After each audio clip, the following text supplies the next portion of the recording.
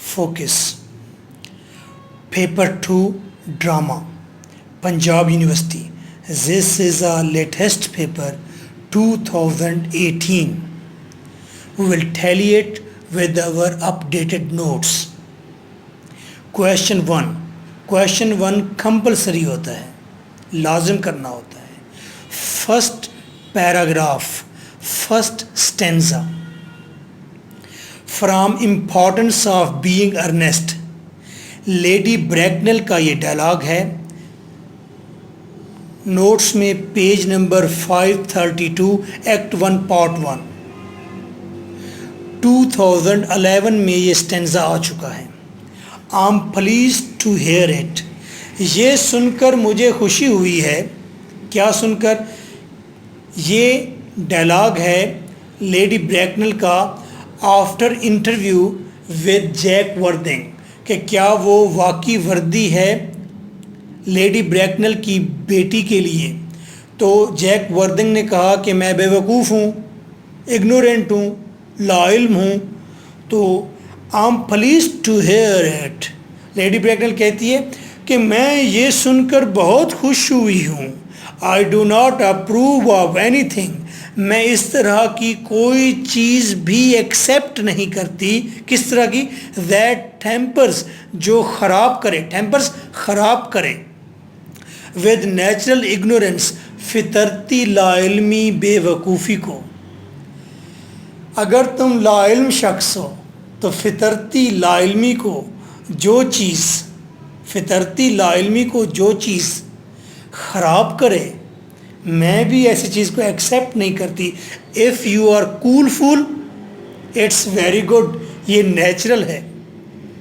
Ignorance is like a delicate exotic fruit. Ignorance, जहालत तो एक नाजुक गैर मुल्की फ्रूट की तरह होती है. गैर मुल्की फ्रूट जब किसी कंट्री में आता है तो उसकी बड़ी फैसिनेशन, उसके अंदर दिलचस्पी होती है कि पता नहीं ये कैसे जायका वाला होगा. टच इट, इस इग्नोरेंस को टच करो and the Bloom is gone. सारी शोखी, दिलकशी, चाशनी हवा हो जाती है, गुम हो जाती है. नेचुरल इग्नोरेंट होना, आहा, ये तो अच्छी चीज़ है. मैं कहती हूँ इसके अंदर कोई टेम्पर ना करे इसे. तो इसमें पैराडॉक्सिकल एलिमेंट ये है कि इंग्लैंड में इतनी एजुकेशन के बावजूद लोगों ने अपनी जहालत वाली नेचुरल हुस्न को कायम किया हुआ है. ये at the same time educational attitude पर, एजुकेशनल कंप्लीट सिस्टम पर भी स्टायर है.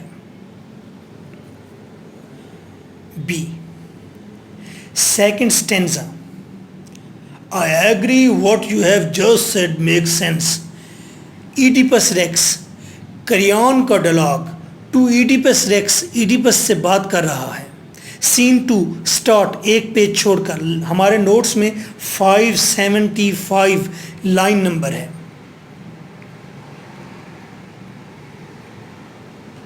I agree, मैं एग्री हूँ इस बात से. What you have just said make sense, जो कुछ तुमने अभी कहा है मुझे उस बात की समझ आती है. So tell me the nature of the damage. मुझे बस बता दो किस तरह का ये नुकसान है. यू क्लेम, जिसका तुम दावा करते हो ईडिपस, कि मुझे कोई नुकसान, दुख लाहक है. बताओ वो किस तरह का नुकसान या दुख है. यू आर सफरिंग, जिसको तुम फेस कर रहे हो. बिकॉज ऑफ मी, मेरी वजह से. ईडिपस ने कहा था क्रियॉन की साजिश है. उसने थेरेसिस को उकसाया है कि मेरे खिलाफ बात करे ताकि मेरी सल्तनत ख़त्म हो जाए, मैं तबाह हो जाऊं. तो क्रियॉन अब उसकी वजाहत चाहता है कि एक्सप्लेन करो मेरी वजह से कौन सा दुख तुम्हें लाहक है.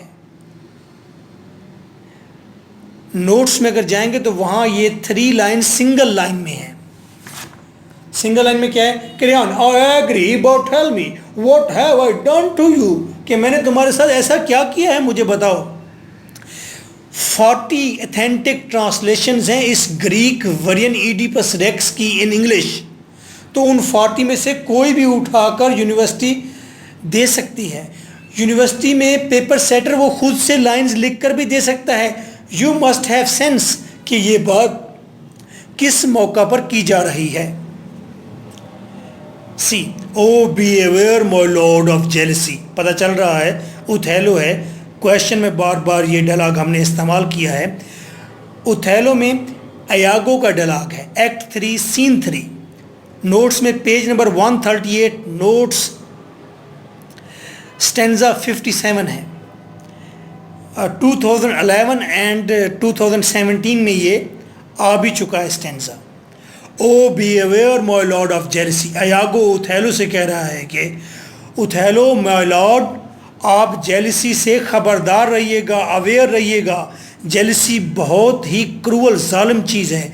It is the green eyed monster, ये सब्ज आँखों वाला जालिम मॉन्स्टर एक देव है। विच डोथ मोक, वो उसी शिकार का मजाक उड़ाता है। The meat it feeds on, जिसका ये गोश्त खाता है। यानी ये जेलसी जब इंसान के अंदर आती है तो ये ऐसा एक जिन देव होता है जो इंसान का गोश्त भी खाता है और इंसान का मजाक भी उड़ाता है। तो अयागो उथेलो से कहना चाहता है, बच बुराई बुरे वक्त से। डॉ फोर्थ स्टेंजा, स्टेंजा कहें या ये प्रोज में होता है, कुछ प्रोज में, कुछ पोएटिक में।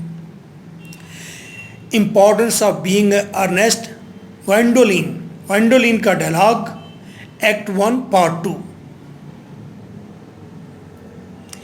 The story of your romantic origin, अब ग्वेंडोलिन बता रही है जैक वर्दिंग को कि मामा ने मुझे तुम्हारे बारे में सब कुछ बताया है और मेरी दिलचस्पी तुम में और बढ़ गई है।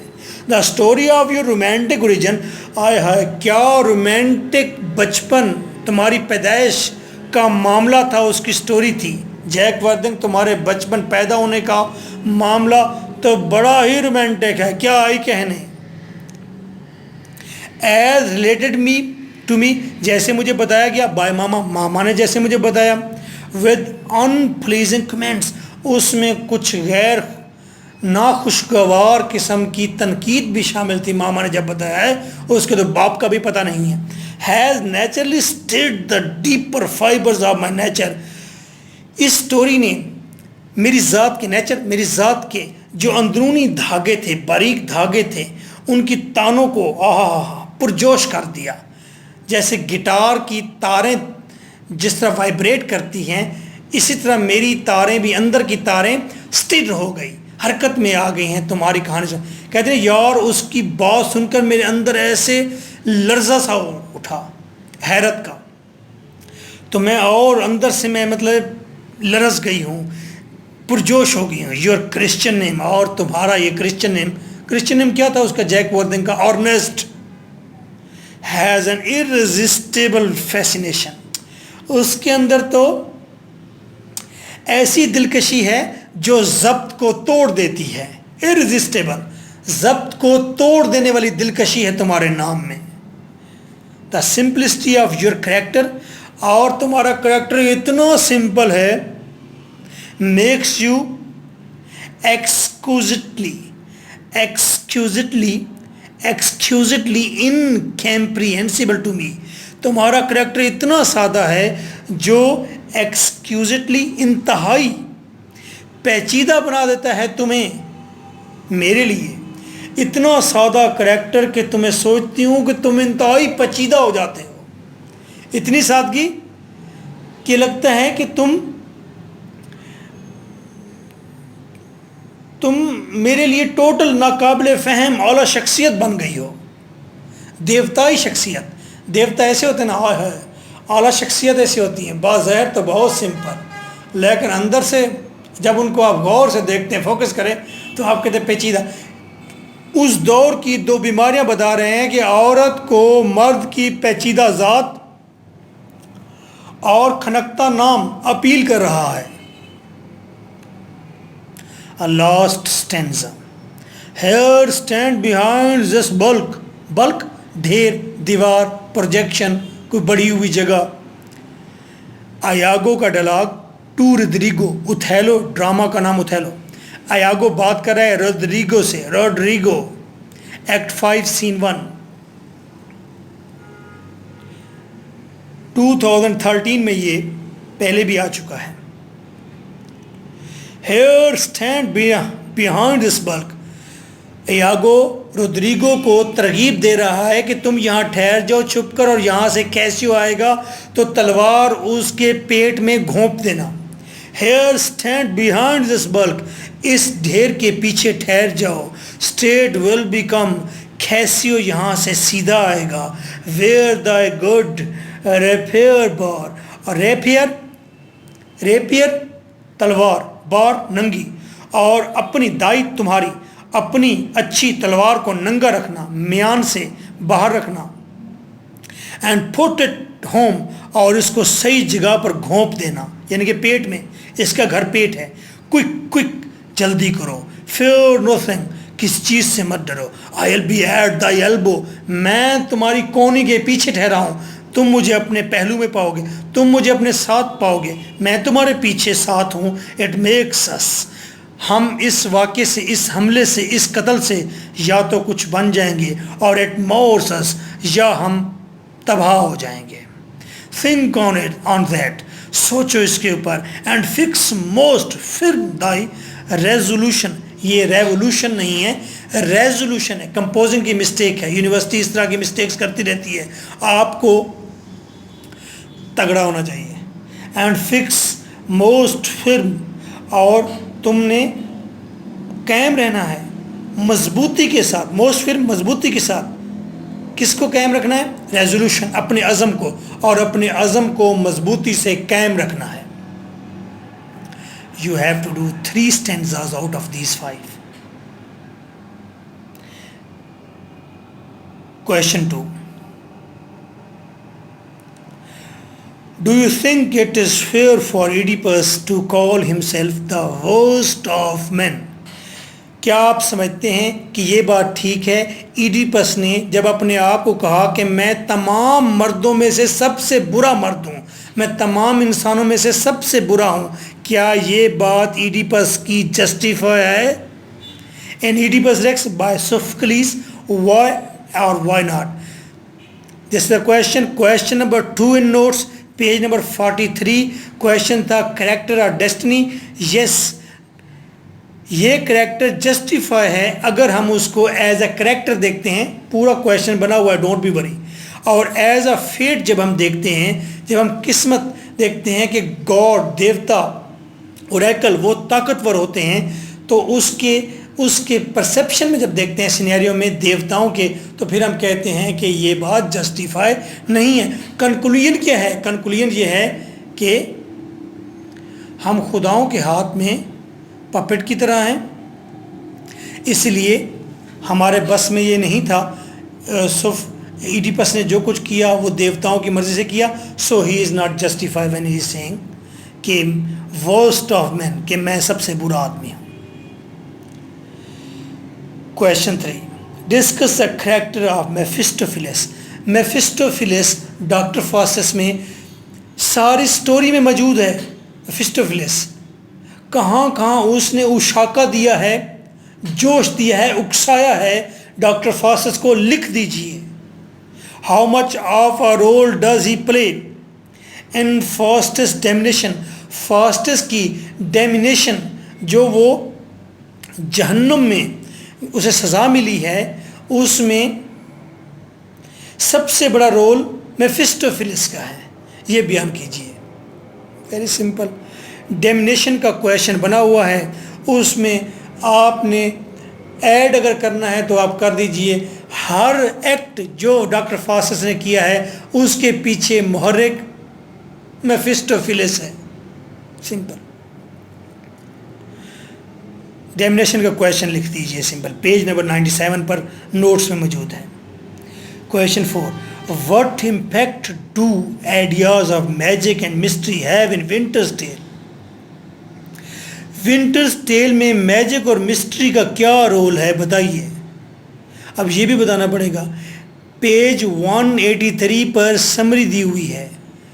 पूरा ड्रामा मैजिक और मिस्ट्री के व्हील्स पर चलता है। सबसे पहले ओरेकल, उसकी प्रोफेसी मैजिक मिस्ट्री है।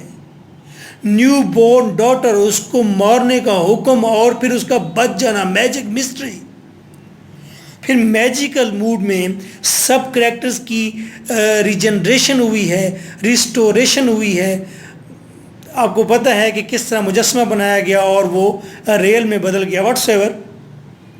तो समरी लिखनी है सिंपल। बाज़ वक़्त क्वेश्चन आते हैं तो आप थोड़ा सा फोकस करें तो पता चलता है कुछ भी नहीं करना, सिर्फ वाक़यात लिखने हैं। Explore, question 5, explore Oscar Wilde's play the importance of being honest as a comedy. Page number 227 देखिए, क्वेश्चन बना हुआ है, समरी ही है। Question 6, Shakespeare's characters represent human nature in all its variety. Shakespeare के जितने भी कैरेक्टर हैं वो क्या दिखाते हैं? वो असल में एलाबोरेट करते हैं ह्यूमन नेचर को, कि इंसान की फितरत कैसी है, इंसान किस किस मूड्स में रहता है। जेलसी उसमें है, रिवेंज उसमें है। तो हर नेचर के तमाम तर एलिमेंट्स बताए हैं अपने कैरेक्टर्स के ज़रिए। इट इज़ सेड, ये कहा जाता है, what kind of nature does Othello represent. Othello as a character कौन सी नेचर रिप्रेजेंट करता है? ओथेलो का कैरेक्टर लिखना है। क्वेश्चन नंबर 8 पर भी है और एक और क्वेश्चन भी है, पेज नंबर 166 पर देखिए। ये पूरा क्वेश्चन बना हुआ है 100% कि ओथेलो किस नेचर का था। In notes, question number 7, do you think everyone who has a thirst for more knowledge should face a similar end. क्या आप सोचते हैं जिसके अंदर इल्म हासिल करने की प्यास होगी, अगर प्यास इल्म हासिल करने की ज़्यादा है तो क्या उसका अंजाम भी वही होगा जो डॉक्टर फास्टस का हुआ है? Discuss what exactly led to Faustus downfall. बताइए कि क्या चीज़ थी जिसने डॉक्टर फास्टस की डाउनफॉल कराई, जिससे डॉक्टर फास्टस डाउनग्रेड हुआ। Okay, question number 3, page number 94 in notes. This is your host lecturer MK Bhutta. So nice of you.